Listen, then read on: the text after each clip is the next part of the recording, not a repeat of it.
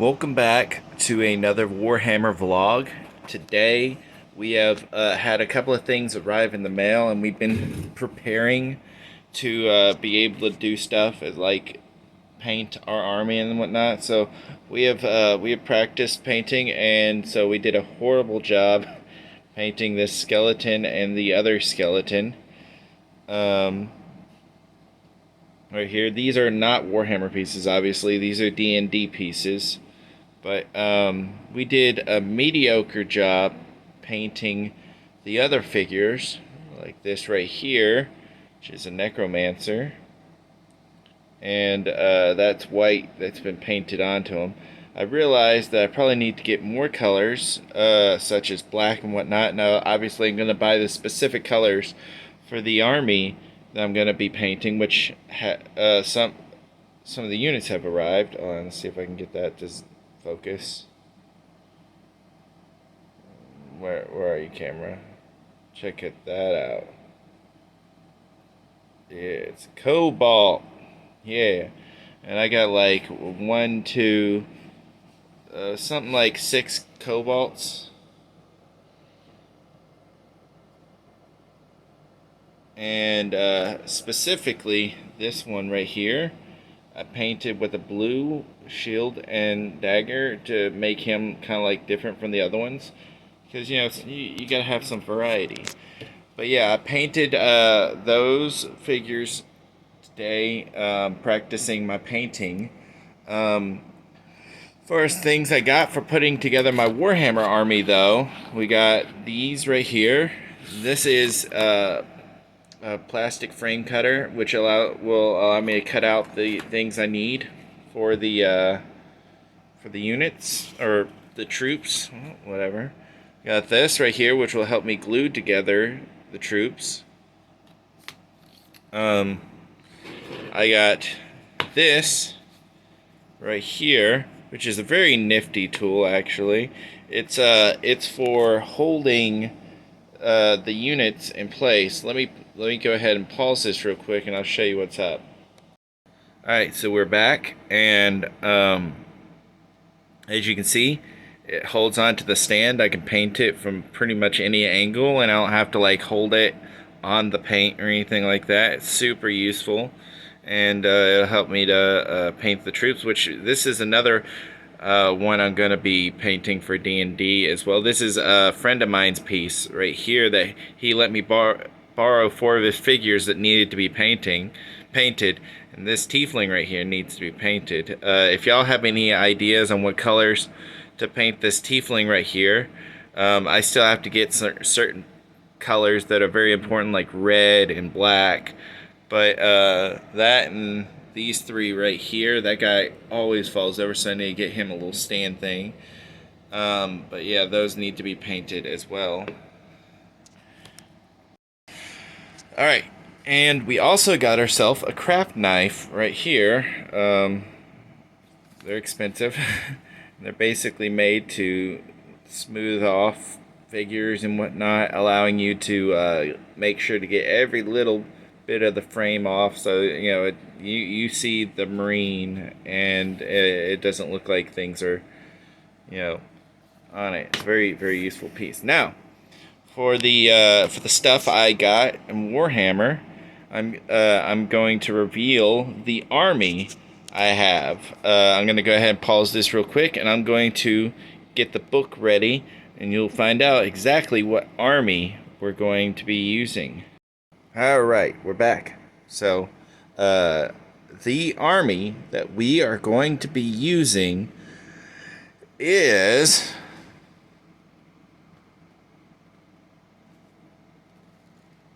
the Grey Knights. They're incorruptible. The incorruptible.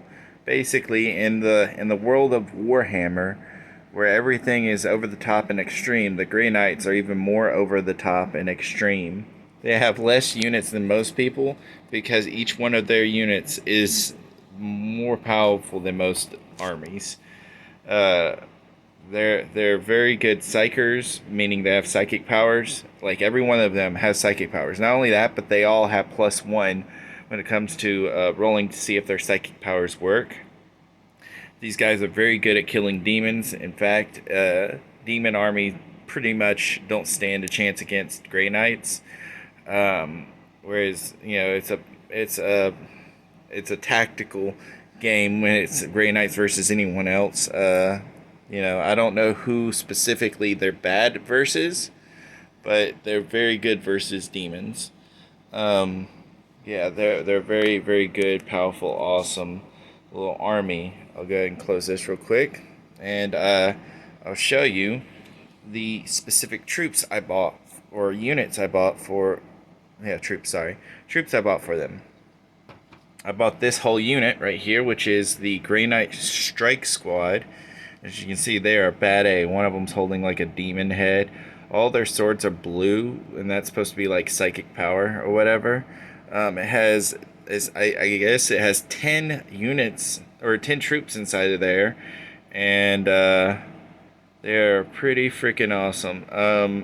I don't know if, because I'm pretty sure these dudes have variation in how they're meant to be built.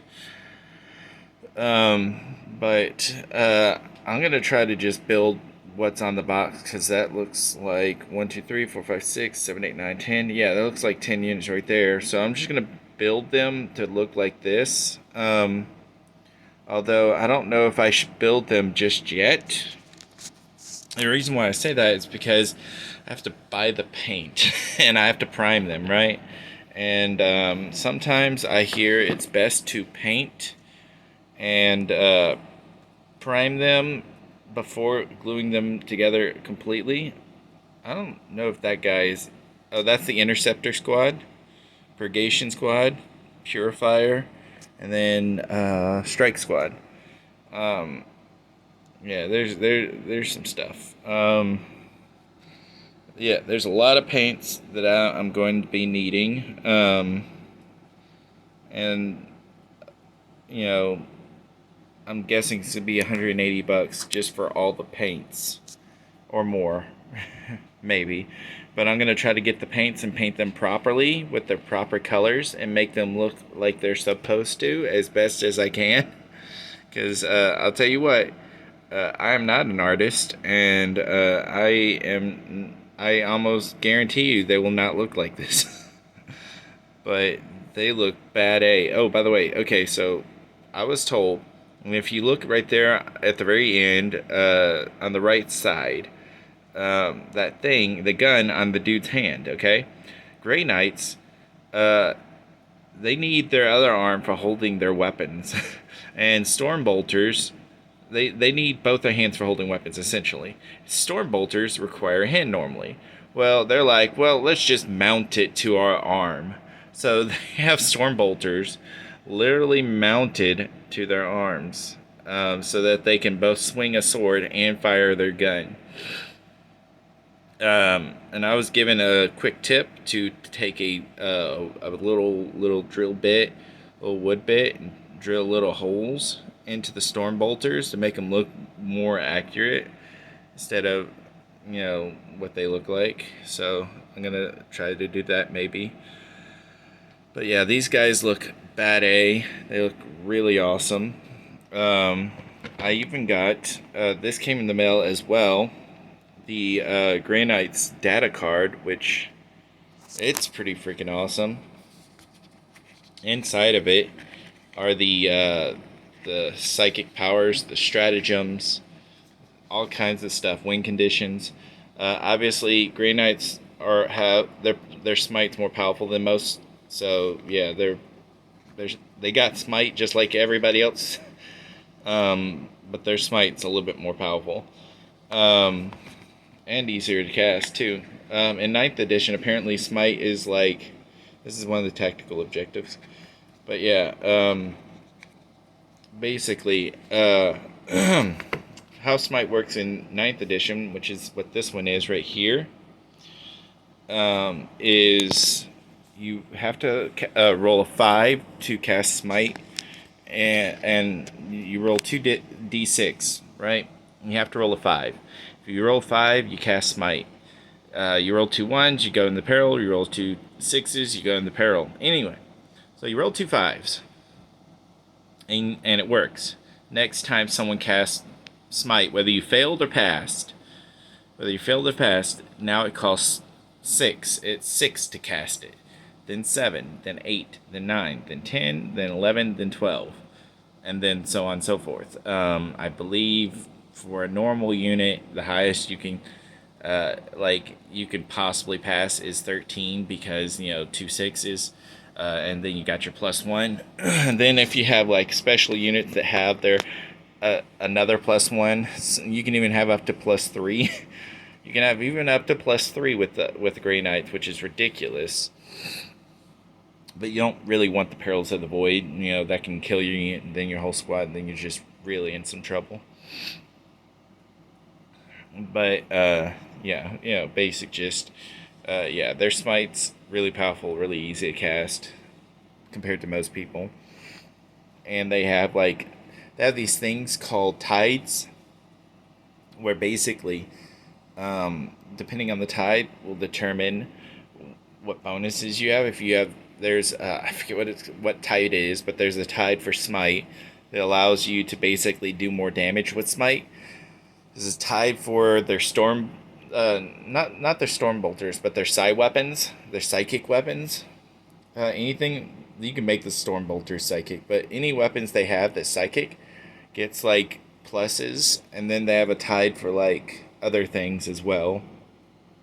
But I've been trying to watch how they function online in other matches and stuff like that, and they're pretty freaking awesome. They're kind of I wouldn't say glass cannon because they're really hard to hit. Well, some of them are. Some of them are really hard to hit. But you don't really want to put them into a situation where they can take damage, because if they do take damage, you don't have very many units. So every unit lost is a really devastating blow for the Grey Knights.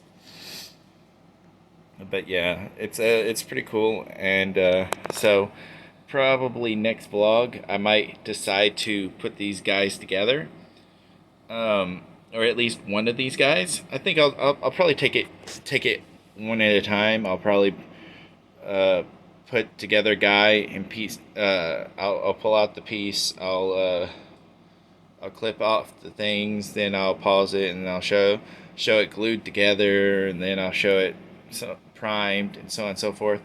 And I may not paint them all in one go, because I have to get the paints in the mail, and that's going to be a little bit. But yeah, we're gonna take this at one video at a time. Obviously, this is no video, this video series isn't really something that has a limit on how many videos we're gonna make. We're gonna make as many vlogs about our Warhammer army as we want, and as our army grows and gets painted, and I get better at this, as this happens, I'll just comment on what I think. I might even show a little bit of clips and stuff from a match if I can get a match with these guys. Obviously, I need more than just this one squad right here in order to have a proper game with people. But there is a place in town that plays Warhammer, and so I'm gonna go down there and see if they're willing to play as soon as I get more than just the one squad. I ordered the book. I ordered the Grey Knights Codex, and it said, well, I ordered on the Amazon, and it's as soon as we get one, we'll send it to you. And then it just took it off and it never sent it to me. It just stopped getting it prepared to possibly send to me. So I'm probably gonna have to order one from the actual game shop. What's it called? Workshop. Game Workshop. I have to go probably order one from that.com before I can get the codex for the Grey Knights. And then I heard they're also making a new codex for the Grey Knights because of 9th edition and stuff like that with new stuff. I might want to have to wait on that. Who knows? But if this right here becomes obsolete, That's fine. It'll just be a cool little 8th edition Grey Knights that I'll have flying around the house. That'll look cool, and then I'll have the real Grey Knights or whatever. But I'm gonna try to get a book and show you that the Grey Knights book probably in the next vlog, or maybe in the next vlog I'll be putting these together.